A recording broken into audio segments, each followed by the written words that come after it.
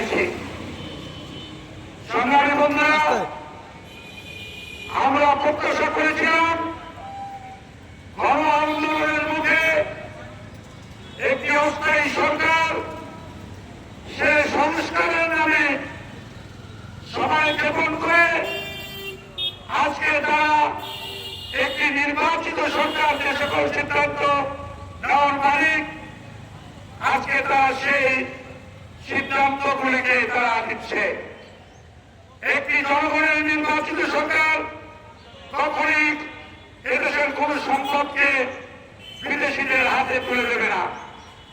আমরা মনে করেছিলাম এই সরকার ক্ষমতায় এসে একটি সুষ্ঠু নির্বাচনের মাধ্যমে জনগণ কর্তৃক নির্বাচিত প্রতিনিধির হাতে ক্ষমতা দিয়ে তারা বিদায় দিলেন, কিন্তু আমরা আজকে তার সম্পূর্ণ উল্টো লক্ষ্য করতেছি। তারা আজকে তাদের ক্ষমতার মস্তক দীর্ঘায়িত করার জন্য তারা বিভিন্ন কার্যক্রম, বিভিন্ন কথাবার্তা বলছেন। তারা সংস্কারের নামে আজকে দীর্ঘ সময় কালক্ষেপণ করেছেন, কিন্তু এদেশে কোন প্রকৃত সংস্কার হয়নি। সংস্কার হয়েছে উপদেষ্টা পরিষদের লোকজনের, উন্নতি হয়েছে এই উপদেষ্টা পরিষদের লোকজনের, পকেট ভারী হয়েছে উপদেষ্টা পরিষদের লোকজনের, কিন্তু এদেশের কোন মঙ্গল তারা নিয়ে আসতে পারে নাই। আমরা স্পষ্টভাবে বলতে চাই যে আমরা শেখ হাসিনার বিরুদ্ধে 17টি বছর রাজপথে আন্দোলন সংগ্রামে ছিলাম। মামলা হামলাকে উপেক্ষা করে রাজপথে আন্দোলন সংগ্রামে আমরা ছিলাম। আমার মনে হয় এই সরকার সেটা ভুলে গেছে।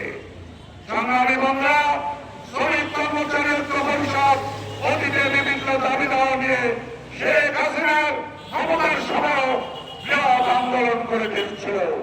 আমরা আগামী দিনে এই সরকার যদি এই বন্দর নিস্তর অবস্থান থেকে সরে না আসে, তাহলে সারা দেশব্যাপী শ্রমিক কর্মচারী ঐক্য পরিষদ বৃহৎ আন্দোলনের মাধ্যমে আমাদের কর্মসূচি, আমাদের চাহিদা, এই বন্দরকে আমরা রক্ষা করবো। সংগ্রামী বন্ধুরা, আমরা স্পষ্টভাবে বলতে চাই, এই বন্দর রক্ষার সাথে যারা আন্দোলন সংগ্রাম করছে আজকে তাদেরকে পিটাবেন আর বলবেন আমরা এই আন্দোলন সংগ্রামের সরকার, এটা সত্যি কথা হতে পারে না।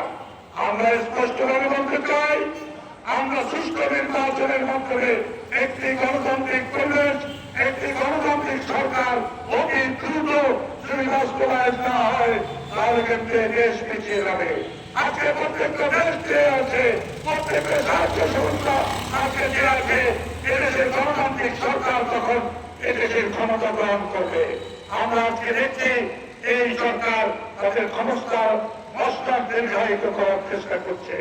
আমরা স্পষ্টভাবে বলতে চাই, অতি দ্রুত নির্বাচন দিন, আমাদের চট্টগ্রাম বন্দরের যে লিগ আছে সেটা বাতিল করুন। আবার একটি নির্বাচিত সরকার আসার পরে তারা সিদ্ধান্ত গ্রহণ করবে চট্টগ্রামের ব্যাপারে তারা কি দৃষ্টিভঙ্গি নিয়ে সামনে আগাবে। সংগ্রামী বন্ধুরা, আমি আমার সহকর্মী বন্ধুদেরকে অনুরোধ করবো, আমরা সুশৃঙ্খল ভাবে এখন মিছিল করবো। সেই মিছিলে অংশগ্রহণ করার আহ্বান জানিয়ে আগামী দিনে শ্রমিক কর্মচারী ঐক্য পরিষদ করতে, শ্রমিক কর্মচারী ঐক্য পরিষদ করতে যে কোনো আন্দোলন সংগ্রাম আমি